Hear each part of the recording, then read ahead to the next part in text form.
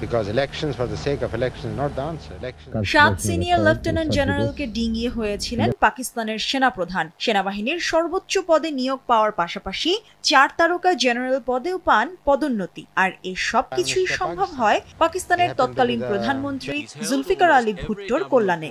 এই আলোচিত সমালোচিত সেনাপ্রধানের নাম লেফটেন্যান্ট জেনারেল মোহাম্মদ জিয়াউল হক। জন্মলগ্ন থেকেই পাকিস্তানের রাজনৈতিক পটভূমির অভিধানে স্থিতিশীলতা বলে কোনো শব্দ নেই। এর ব্যত্যয় ছিল না ভুট্টোর আমলেও। সামরিক বাহিনী যেন ক্ষমতা দখল করতে না পারে সেজন্য সংবিধানে যোগ করেছেন একের পর এক অনুচ্ছেদ। সেনাবাহিনীর বিরুদ্ধে গঠন করেন আধা সামরিক বাহিনী FSF। ফলে ভুট্টোর প্রতি অনাস্থা আর অসন্তোষ দানা বাঁধতে শুরু করে। সামরিক বাহিনীর অভ্যুত্থান নিয়ে এমনিতেই ভয়ে থাকতেন জুলফিকার আলী ভুট্টো। তাই নিজের রাজনৈতিক জীবনকে শঙ্কামুক্ত করতে সেনাপ্রধান পদে তিনি বেছে নেন বিশ্বস্ত জিয়াউল হককে। তবে সাবেক সেনাপ্রধান টিক্কা খানের উত্তরসূরি নির্বাচনে মস্ত বড় ভুল করে বসেন ভুট্টো। পাকিস্তান সেনাবাহিনীর সর্বোচ্চ পদে আসীন হওয়ার 1 বছরের মাথায় ভুট্টোকে ক্ষমতাচ্যুত করতে দ্বিধাবোধ করেননি জেনারেল জিয়াউল হক। সেনাপ্রধান হওয়ার পর থেকে ভুট্টোর প্রতি প্রকাশ্যে চরম আনুগত্য প্রদর্শন করেন জেনারেল জিয়া। তিনি ছিলেন একাধারে অসম্ভব ধূর্ত, উচ্চাকাঙ্ক্ষী, ক্ষমতালোভী এবং দৃঢ়চিত্তের নিষ্ঠুর সেনাপ্রধান। ভুট্টোর মন্ত্রিসভার নিয়মিত মুখও ছিলেন তিনি। কিন্তু আনুগত্যের আড়ালে ভুট্টোর মানসিকতা বুঝে পদে পদে তাকে ধোঁকা দিতে থাকেন জিয়া। 1977 সালের 5 জুলাই অপারেশন ফেয়ার প্লে নামের সামরিক অভ্যুত্থানের মাধ্যমে ভুট্টোকে ক্ষমতা থেকে সরিয়ে দেন জেনারেল জিয়া। এরপরও অন্ধবিশ্বাসী ভুট্টোকে আশ্বস্ত করে বলেন 90 দিনের মধ্যে নির্বাচন দিয়ে আবারও তাকে রাষ্ট্রপ্রধান করে আনবেন জিয়া। কিন্তু সেই নির্বাচন আর আসেনি। উল্টো পথের কাঁটা ভুট্টোকে চিরতরে দূর করতে একটি বাতিল হওয়া হত্যা মামলাকে পুনরুজ্জীবিত করেন তিনি। অক্টোবরে সরাসরি লাহোর হাইকোর্টে ভুট্টোর বিরুদ্ধে হত্যা মামলার বিচার শুরু হয়। 1978 সালের 18 মার্চ উচ্চ আদালত ভুট্টোকে মৃত্যুদণ্ড দেন। একই বছরের 16 সেপ্টেম্বর নিজেকে প্রেসিডেন্ট হিসেবে ঘোষণা করেন জেনারেল জিয়া। পিপিপি প্রধান ভুট্টোকে ছেড়ে দিতে জিয়ার কাছে আসে দেশ বিদেশের অনেক অনুরোধ। লিবিয়ার নেতা মুয়াম্মার গাদ্দাফি তার বন্ধু ভুট্টোর জন্য প্রেসিডেন্সিয়াল এয়ারক্রাফটও পাঠান, কিন্তু সব অনুরোধ সবার মুখের উপর প্রত্যাখ্যান করেন জিয়া। 1979 সালের 24 মার্চ পাকিস্তানের সুপ্রিম কোর্টের আপিল বিভাগ ভুট্টোর মৃত্যুদণ্ড বহাল রাখেন। রিভিউ আবেদনেও একই রায় বহাল থাকে। ভুট্টোর পক্ষে তার বড় বোন প্রেসিডেন্ট জিয়ার কাছে ক্ষমার আবেদন জানান। সরাসরি নাকচ করেন জিয়া। 4 এপ্রিল রাত 2টায় রাওয়ালপিন্ডি জেলা কারাগারে ফাঁসির মাধ্যমে ভুট্টোর মৃত্যুদণ্ড কার্যকর করা হয়। ভুট্টো সমর্থকেরা একে বিচারিক হত্যাকাণ্ড বলে আখ্যা দেন। এরপর মৃত্যুর আগ পর্যন্ত টানা 11 বছর ধরে চলে জেনারেল জিয়ার শাসনামল।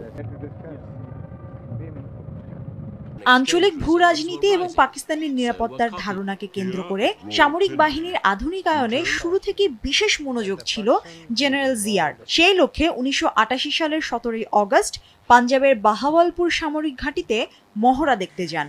দুপুরে তাকে নিয়ে বাহাওয়ালপুর এয়ারবেস থেকে লকহিড মার্টিনের তৈরি C-130B হারকিউলিস বিমানটি আকাশে ওড়ে। উড্ডয়নের 5 মিনিটের মাথায় কন্ট্রোল টাওয়ারের সঙ্গে যোগাযোগ বিচ্ছিন্ন হয়ে যায়। প্রত্যক্ষদর্শীরা জানান বিমানটি আকাশে খাবি খেতে থাকে। এক পর্যায়ে 60 থেকে 70 ডিগ্রি কোণে খাড়াভাবে নিচের দিকে নামতে থাকে বিমানটি। তার আগে মাঝ আকাশেই বিধ্বস্ত হয় 130B হারকিউলিস। নিহত হন জেনারেল জিয়া এবং তার সঙ্গে থাকা তৎকালীন মার্কিন রাষ্ট্রদূত আর্নল্ড রাফেল এবং military attaché brigadier general Herbert M. ওয়াসম, পাকিস্তানের জয়েন্ট চিফ অফ স্টাফ কমিটির chairman general Akhtar Abdur Rahman, chief of general staff general Mohammad Afzal, Ziaul হকের ঘনিষ্ঠ হিসেবে পরিচিত ব্রিগেডিয়ার জেনারেল সিদ্দিক সালেক সহ 30 জন।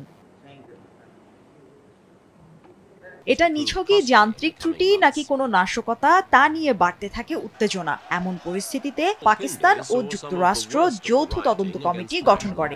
এতে যোগ দেয় মার্কিন পররাষ্ট্র এবং প্রতিরক্ষা মন্ত্রণালয়। কিন্তু এই যৌথ কমিটি কোনোদিন কোনো ঐক্যমতে পৌঁছাতে পারেনি। যুক্তরাষ্ট্র বিমান বিধ্বস্তের একক কারণ হিসেবে দায়ী করে যান্ত্রিক ত্রুটিকে, কিন্তু পাকিস্তানের প্রতিবেদনে আভাস মেলে ষড়যন্ত্রের। দুর্ঘটনাস্থলে বিভিন্ন রাসায়নিক পদার্থের উপস্থিতি পান তদন্তকারীরা, যার মধ্যে ছিল ফসফরাস, ক্লোরিন, পটাশিয়াম এবং অ্যান্টিমনি।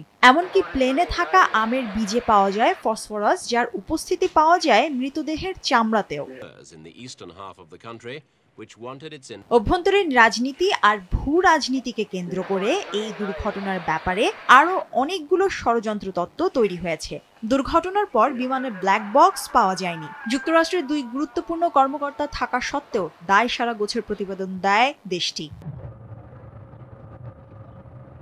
জেনারেল জিয়ার পর তার লাইন অফ সাকসেশন মোতাবেক সেনাপ্রধান হন জেনারেল আসলাম বেগ। তিনি আবার জিয়াউল হকের সফরসঙ্গী হলেও ফেরেন আলাদা বিমানে। পুরো বিষয়টি পূর্বনির্ধারিত হলেও সন্দেহের তীর যায় তার দিকেই। তবে জেনারেল আসলাম ক্ষমতা দখলের কোনো চেষ্টাই করেননি, বরং সরকার ও রাজনৈতিক নেতৃত্বকে সহায়তা করেছিলেন। সন্দেহের তালিকায় আরও ছিলেন বাহাওয়ালপুরের দায়িত্বে থাকা ও জেনারেল জিয়াকে আম সরবরাহ করা মেজর জেনারেল মাহমুদ আল দুরানি। তবে জিয়ার অনুপস্থিতিতে দুরানি সরাসরি উপকারভোগীদের কাতারে ছিলেন না।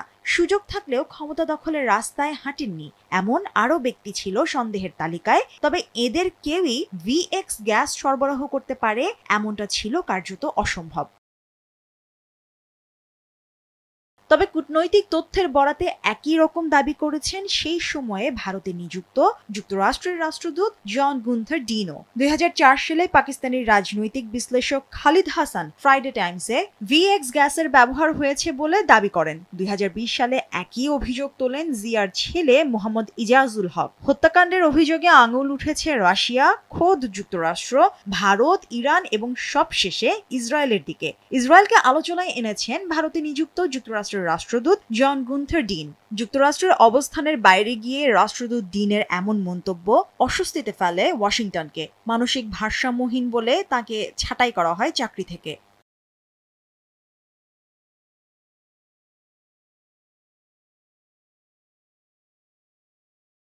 যুক্তরাষ্ট্রের হাউস অব রিপ্রেজেন্টেটিভসের নিম্নকক্ষ কংগ্রেসে কয়েকটি শুনানি FBI-কে 1 বছর ধরে এই তদন্ত থেকে দূরে রাখা এবং 250 পৃষ্ঠার কূটনৈতিক ডকুমেন্টস ন্যাশনাল আর্কাইভে ক্লাসিফাইড সিক্রেট হিসেবে রেখে দেয়ায় ওয়াশিংটনকেও এই দুর্ঘটনার জন্য সন্দেহ করা হয়।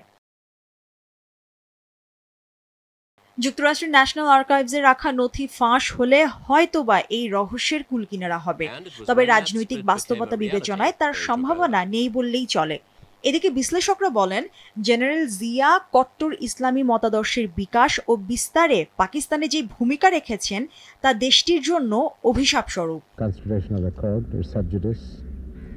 মুশরিফা নুসরাত, দেশ টিভি।